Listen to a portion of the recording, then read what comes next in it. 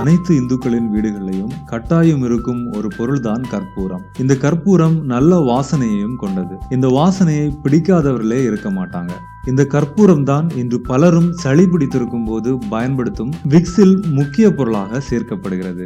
கற்பூரம் இந்த விக்ஸ்ல சேர்க்கப்படுறதுக்கு அதனுடைய நறுமணம் மட்டுமின்றி அதோட மருத்துவ பண்புகளும் தான் காரணம். பழங்காலத்தில் நாட்டு மருத்துவத்தில் கற்பூரம் பல பிரச்சனைகளுக்கு தீர்வளிக்க பயன்படுத்தப்பட்டு வந்துச்சு. கற்பூரத்துல ஆன்டிசெப்டிக், மயக்கமூட்டும் பண்புகள், அழற்சி எதிர்ப்பு பண்புகள், ஆன்டிராயிமிக், ஆன்டிஜெனரிக், ஆன்டிஸ்பாஸ்மோடிக் போன்ற பண்புகள் அடங்கியுள்ளது.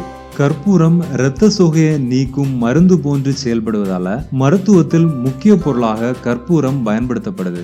இது போன்ற மருத்துவ பண்புகளால தான் கற்பூரம் பல்வேறு ஆரோக்கிய பொருட்கள்ல முக்கிய பொருளாக பயன்படுத்தப்பட்டு வருது.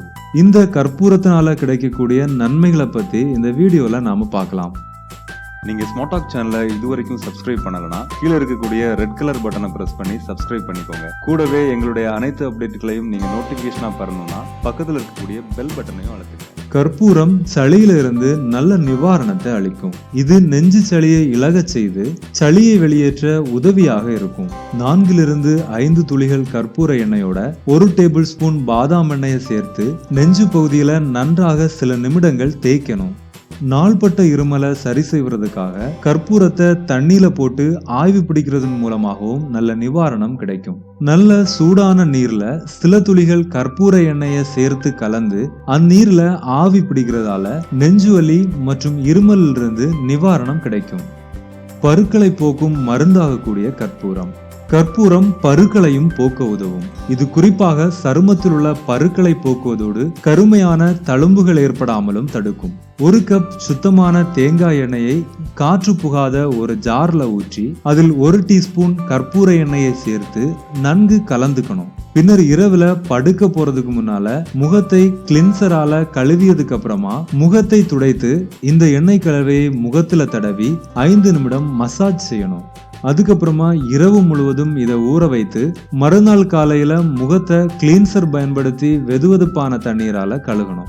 இப்படி நீங்க தினமும் ஒரு முறை செய்தீங்கன்னா பருக்கள் நீங்கி நல்ல பலன் கிடைக்கும். கற்பூரம் மூக்கடைப்பில இருந்து உடனடியான நிவாரணம் அளித்து தடையின்றி சௌகரியமாக சுவாசிக்க உதவியாக இருக்கும். சிறிது கற்பூர எண்ணெயை 1 டேபிள் ஸ்பூன் வெதுவெதுப்பான கடுகு எண்ணெயுடன் சேர்த்து கலந்து நெஞ்சு பகுதி, முதுகு பகுதி மற்றும் தொண்டையில் இரவு படுக்கும் முன் தடவி கொண்டால் இரவில் சுவாச பிரச்சனையின்றி நிம்மதியாக தூங்கலாம். உதட்டுப்புண்.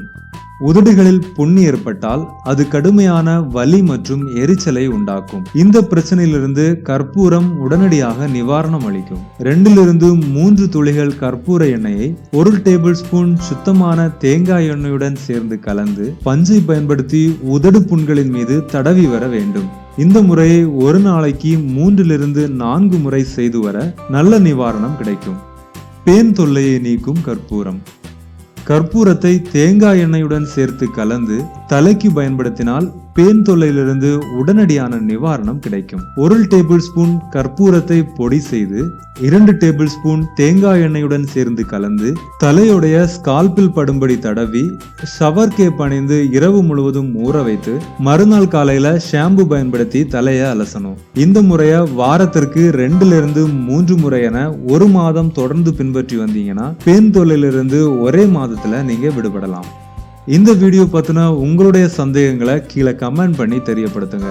மேலும் உங்களுக்கு வேற ஏதாச்சும் பிரச்சனைகளுக்கு தீர்வுகள் தேவைப்பட்டா அதை கீழே கமெண்ட் பண்ணி கேளுங்க. நாங்க எங்க அடுத்த வீடியோல தர்றதுக்கான முயற்சிகளை மேற்கொள்வோம். இந்த வீடியோ பிடிச்சிருந்துச்சுன்னா லைக் பண்ணுங்க. உங்க ஃப்ரெண்ட்ஸுக்கும் இது பயனுள்ளதா இருக்கும்னு நினைச்சீங்கன்னா அவங்களுக்கும் ஷேர் பண்ணி தெரியப்படுத்துங்க. இது மாதிரியான மேலும் பல வீடியோக்களை நீங்க உடனே பெறணும்னா மறக்காம எங்க ஸ்மார்ட் டாக் சேனலை சப்ஸ்கிரைப் பண்ணுங்க.